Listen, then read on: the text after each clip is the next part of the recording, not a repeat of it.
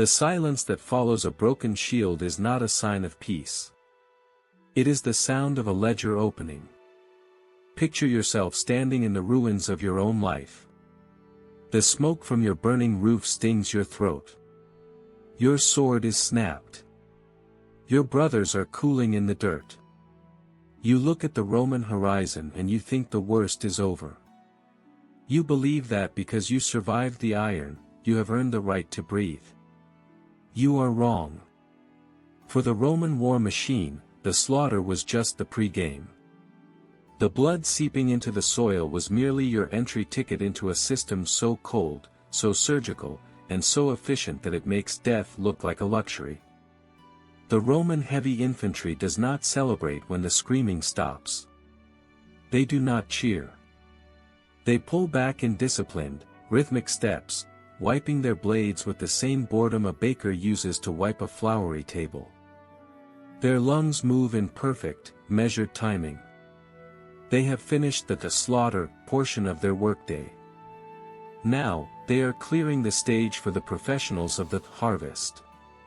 If you are lying in the mud, clutching a shattered limb and watching the sun set, you might feel a flicker of relief. You think the nightmare is ending. In reality, the nightmare is just upgrading its equipment. From behind the wall of shields emerges a different breed of Roman. These men do not wear helmets. They do not carry spears. They wear clean wool tunics and carry wax tablets pressed against their forearms. Behind their ears, they tuck styluses made of bone or iron. Coiled in their hands are lengths of black chain that hiss against the grass as they walk.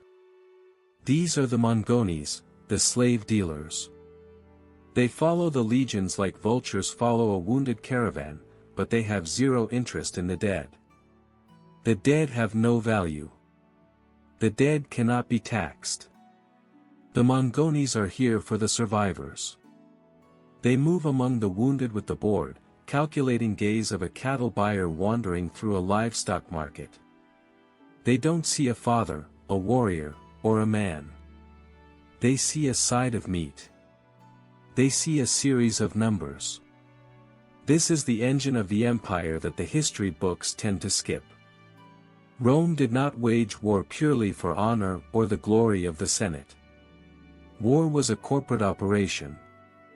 It was a massive, state-sponsored extraction project, and the product being mined was human existence. To the men with the wax tablets, you have ceased to be a person. You have become inventory. The sorting process is quick and heartless. A Mongone stops over a fallen fighter. He uses the toe of his boot to turn the man over. He checks the teeth. He feels the muscle density in the thigh. If a man has a stomach wound or a shattered hip that will not mend, the Mongone doesn't waste a second. He doesn't offer a prayer. He simply tilts his head toward a nearby auxiliary soldier. A short, clean thrust of a dagger into the throat ends the conversation. This isn't an act of mercy. It is accounting. A dying captive is a liability. He consumes bread and water but produces no return on investment. In the Roman ledger, weakness is a crime that carries a death sentence. Only the resilient are permitted to keep breathing. Once the inventory has been selected, the dismantling of the human being begins with industrial precision. You are stripped naked in the open wind. Your family armor, the bronze your grandfather forged, is tossed into a smelting pile to be melted into faceless Roman coins. The leather amulet your mother gave you is ripped from your neck and thrown into a crate. The Romans are not just taking your clothes, they are peeling away your history. By the time they hammer the iron collar around your throat, you are no longer a Gaul, a Greek, or a Briton. You are a line item. You are a piece of property that must now be sorted, shipped, and sold. The iron collar around your neck is not just a restraint, it is a period at the end of your life sentence. Once you are chained, the Roman machine begins the logistics of your displacement. They do not view the movement of people as a migration of souls, but as the transport of cargo. Which asset does the dealer inspect to lock your price? A. The heart. B. The teeth. C. The eyes. D. The tongue. Stay with us till the end for valuable insights. Like, subscribe, and share to support the channel. The scale of Roman human extraction is a number that the modern mind struggles to hold. When Julius Caesar moved through Gaul, he didn't just win battles, he liquidated a population. Roman records, written with the cold pride of a corporate quarterly report, boast of 1 million dead and another million dragged away in chains. Try to see that image. 1 million human beings, stripped of their names, walking across a continent in a single file line of misery. The Roman military did not waste wagons on this inventory. They did not pitch tents for you. You were force-marched through alpine passes and freezing rain. The chained column, the ergastula, was an organism of iron and bone. If a man in the middle of the line collapsed from exhaustion, the march did not stop. The men chained in front and behind him simply kept walking, dragging his body through the jagged rocks until the friction finished what the hunger started.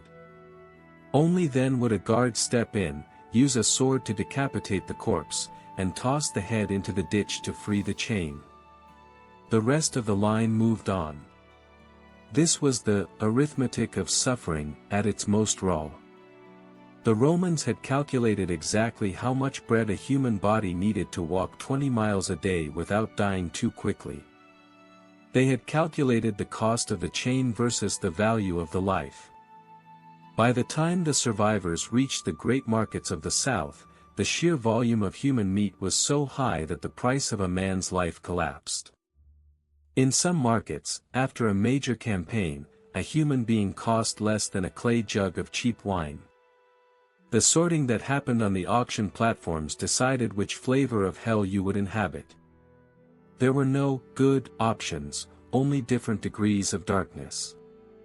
For the strong, the young, and the uneducated, the destination was often the latifundia, the massive, corporate agricultural estates of the Roman elite. On these estates, the sun was your primary torturer. Men were chained to plows, working fields that stretched to the horizon. There was no conversation. There was no hope of manumission. You were a biological tool. When the tool broke, it was discarded. These farms were not designed for sustainability, they were designed for maximum extraction. The Romans understood that it was often cheaper to work a man to death in 2 years and buy a new one than it was to keep him healthy for 10. But even the fields were a mercy compared to the mines. If you were truly unlucky, if you were a captured soldier who had fought a little too hard or a rebel who wouldn't bow, you were sold to the mining consortiums of Iberia. The silver mines were the bowels of the empire. You were lowered into a hole in the earth on a rope. You worked in tunnels so narrow you could never stand upright. You breathed in toxic mineral dust and lead fumes. In the silver mines, the average life expectancy was measured in months. You didn't leave those tunnels. You ate in the dark, you slept in the dark, and eventually, you died in the dark. Your bones didn't get a burial, they simply became part of the mountain's foundation. This was the true foundation of the Pax Romana. The marble forums and the golden statues were paid for by men whose lungs were filled with silver dust and whose backs were scarred by the whip. The transition from a warrior to a worker is not merely a change in occupation, it is a violent recalibration of the soul. In the Roman view, a body that once held a sword is a dangerous asset. It has muscle memory of rebellion. Therefore, before the body can be put to work in the fields or the deep earth, the identity of the warrior must be methodically executed. Rome understood a dark truth about human psychology that the rest of the ancient world had not yet put into a manual: physical chains are never enough. A man who still feels like a king inside his head is a time bomb. He is the slave who waits until the guard is drowsy to wrap a chain around a throat. He is the laborer who sabotages the plow. To make a slave truly permanent, you have to reach into his mind and kill the person he used to be. The Romans developed specific, choreographed rituals for this purpose. The most famous was the Sub Jugum, the passage under the yoke. After a battle was won, the survivors were herded into a clearing. Roman engineers would drive 2 spears into the ground and lash a third one across the top to form a low, narrow gate. This gate was set so low that it was impossible to walk through. It was even too low to crouch through. To get to the other side, a captured chieftain or a proud soldier had to drop onto his belly. He had to crawl through the mud like an animal, inches away from the boots of the men who had just slaughtered his family. As he crawled, the Roman soldiers didn't stand in battle formation. They leaned on their shields. They laughed. They ate fruit and tossed the pits at the crawling men. This bored amusement was more lethal than any spear. It signaled to the captive that he was no longer a threat. He was a joke. In the 3 seconds it took to crawl under that spear, 10 generations of ancestral pride were burned away. You went into the mud as a leader of men, you stood up on the other side as a piece of property. The Romans knew that once your body acted out its own degradation, your mind would eventually agree with the verdict. You become the role you are forced to perform. Once the mind was sufficiently hollowed, the inventory was moved to the auction blocks of the great cities, places like Capua or Rome itself. These markets were an assault on the senses. The smell of human sweat, animal dung, and expensive perfume created a thick, suffocating atmosphere. The captives were forced onto a raised wooden platform called the catasta. The catasta was often designed to rotate. It was a piece of engineering that allowed buyers to stand in one spot while the human product spun slowly in a circle. You were not a human being on that platform, you were a side of beef on a hook. Buyers would approach with the same clinical detachment we use today to inspect a used car. They would pinch the skin to check for dehydration. They would force the mouth open with their thumbs to inspect the gums and teeth, because bad teeth meant a slave would likely die of infection within the year. If a captive was from a foreign land, the Romans dusted his feet with white chalk. These were called the crebati. It was a legal marker for the buyer, signaling that this unit did not speak the language and had no local ties. If the slave had a history of trying to escape or a violent temperament, the dealer placed a small felt cap, a pileus, on the captive's head. It was a buyer beware sign. This was the bureaucratic perfection of the Roman system. They didn't just hurt people, they managed them. They filed them. They turned the most extreme forms of human misery into a standard business transaction. By the time a man was sold to a mining consortium or a farm, he had been stripped of his clothes, his name, his pride, and his humanity. He was just a ghost in a collar, waiting for the work to finally consume what was left of his body. The identity of a slave is not just stolen, it is replaced by a permanent, mechanical sentence. Once the auctioneer's gavel falls and the price is paid, the Roman state ensures that you can never truly get lost in the crowd. They don't just want to own your labor, they want to own the very air surrounding your body. When a buyer leaves the market with his new inventory, the first task is often the final seal of ownership. In the Roman world, a runaway slave was more than a lost worker, he was a glitch in the machine, a defiance of the Roman arithmetic that could not be tolerated. To solve this, Rome turned to the blacksmith. Archaeologists digging through the soil of Europe have found hundreds of small, circular bronze tags. At first glance, they look like jewelry or military medals. But when you translate the Latin inscriptions, the weight of their purpose hits like a hammer. A common tag read, Te me ne fugium et revoca me ad dominam meum. Hold me, so I do not flee, and return me to my master. These tags were riveted onto iron collars that were hammered shut around the neck. There was no key. There was no latch. To remove the collar, you needed a heavy hammer and a chisel, tools no slave was allowed to touch. The metal was freezing in the winter and burned the skin in the summer. It tapped lightly against your collarbone with every breath you took, a rhythmic reminder that your life was now a property of a name carved in bronze. This was the visible sentence. It meant that even if you managed to slip your chains, you could never be free. You carried your master's address on your throat. Any citizen who saw you walking alone could read your neck and know exactly where you belonged. The Roman state even incentivized this. They turned the entire population into a standing police force. If a citizen caught a stray piece of inventory and returned it, they were paid a bounty. If they helped a slave, they were executed. But for those who were deemed truly dangerous, the warriors who still had a flicker in their eyes or the intellectuals who might organize a revolt, the bronze tag was not enough. Rome reached for the branding iron. The brand was usually applied to the forehead. It was the ultimate psychological execution. In the ancient world, the face was the seat of the soul.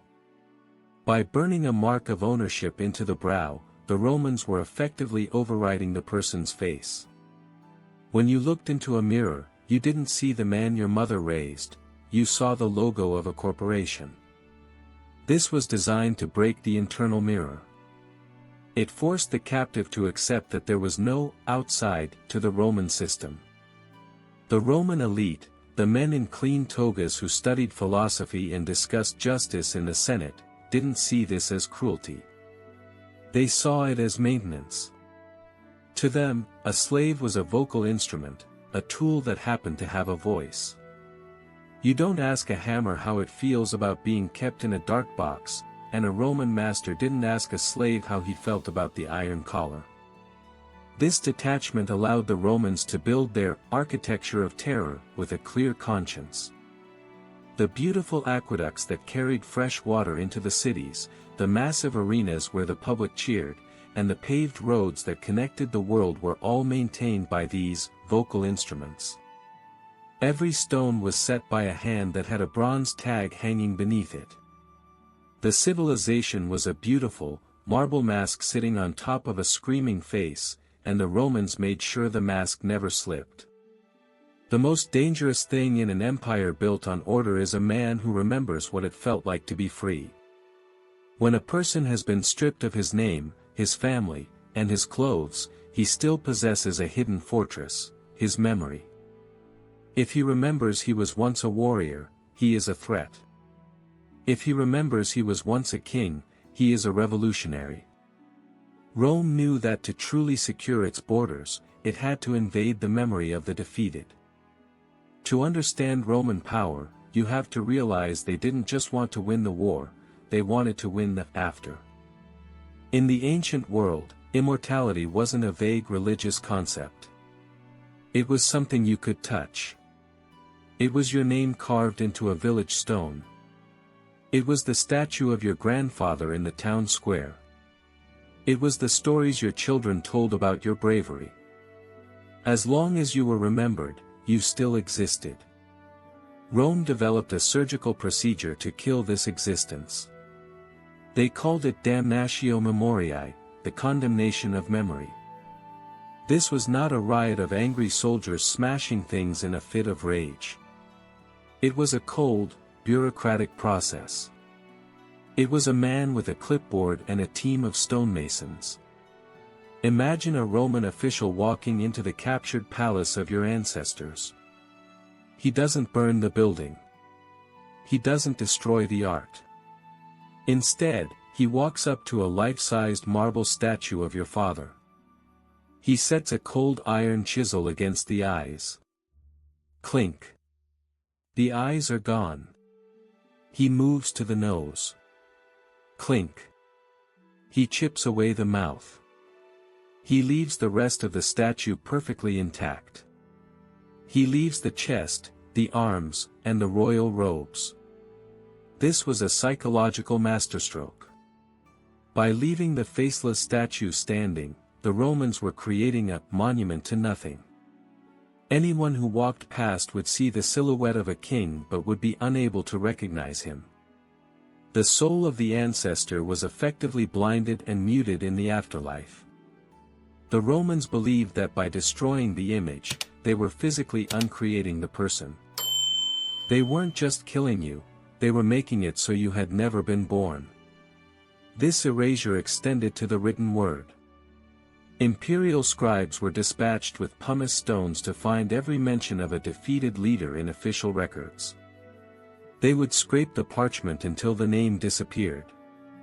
But they didn't rewrite the page to look smooth. They left a glaring, empty white space where the name used to be. This blank space was a weapon.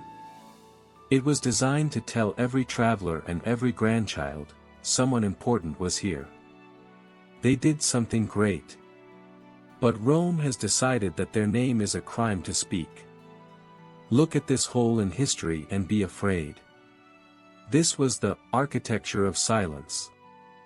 It was how they handled the big threats, the civilizations like Carthage. When Carthage was finally defeated, the Romans didn't just move into the houses. They spent 17 days burning the city. Then, they systematically dismantled every stone building until not even a foundation was left. They wanted the geography itself to forget that a rival superpower had ever existed. They turned a city of 500,000 people into a blank pasture. They did it so thoroughly that within 2 generations, a person could walk across the site of the Carthaginian Senate and think they were standing in a wilderness that had never seen a human foot. Rome didn't just defeat their enemies, they deleted them. They understood that the ultimate power isn't the ability to kill a man today, it's the ability to make sure no one ever knows he existed tomorrow. The final stage of the Roman machine was not a physical wall or a locked door. It was a message. It was a broadcast written in human bone and displayed on the side of the most famous road in the world. Once the inventory had been sorted, the warriors broken, and the history erased, Rome needed to ensure the silence would last forever.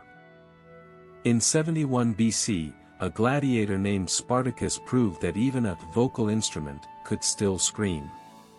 He led a slave revolt that didn't just disrupt production, it terrified the Republic. When the Roman general Crassus finally crushed the uprising, he didn't want a simple victory. He wanted to build a monument to the Roman arithmetic of suffering that would be visible from space. Crassus took 6,000 surviving rebels. He didn't send them to the mines. He didn't sell them to the farms. He marched them to the Via Appia, the great highway connecting Rome to Capua. Then, he ordered the construction of 6,000 crosses. For 130 miles, the most prestigious road in the empire was transformed into a corridor of groaning wood and stretching skin. A traveler walking to Rome didn't just see a warning, they smelled it from miles away. 6,000 men hung in the air, each one performing that horrific respiratory dance, pushing up on nailed heel bones just to gulp down a single, agonizing breath. This was the Roman war machine's final form, the architecture of the public end. Crucifixion was never designed to kill quickly. Killing is easy. The cross was a masterpiece of biological sabotage. By driving nails through the wrists, specifically through the channel of the median nerve, the Romans guaranteed a pain that felt like liquid fire pouring through the bones. They positioned the body so that the very act of breathing required the victim to torture himself. Every breath was a choice, suffocate in the dark or push up on the nail and scream. The Romans were so meticulous that they assigned soldiers to watch a single cross for days. These guards weren't there to offer mercy. They were there to make sure no one took the body down. They watched as the crows arrived. The birds didn't wait for death, they landed on the crossbeams and pecked at the eyes of men who no longer had the strength to swing their arms. Wild dogs sat at the base of the wood like trained hounds, waiting for the slow, rhythmic drip of blood to reach the dust. The lesson was broadcast on a scale that no speech could ever match. Anyone who walked that road carried the smell of those 130 miles home in their clothes. They carried the sound of 6,000 collective groans in their ears. The message was clear: your body, your name, and your breath belong to the state. This is the foundation of the world we often admire. We look at the marble statues and the elegant laws of Rome, but we must remember that the marble is always sitting on top of the iron. The Pax Romana, the Roman peace, was not the absence of violence. It was the presence of a violence so total, so organized, and so industrial that no one dared to whisper against it. The men who hammered those nails and wrote those wax tablets weren't monsters from a nightmare. They were bureaucrats. They were soldiers doing their shifts. They were craftsmen of terror who went home to their wives and children after a day of dismantling human beings. The most terrifying thing about the Roman system wasn't that it was cruel. It was that it was ordinary. It was a scheduled, administrative task that turned the map of the world into a ledger of meat and stone. Rome didn't just conquer the land. They conquered the future by ensuring that the cost of rebellion was a pain so long and a silence so deep that the world is still shivering in its shadow today. If you enjoy dark untold history, subscribe because we uncover what others won't.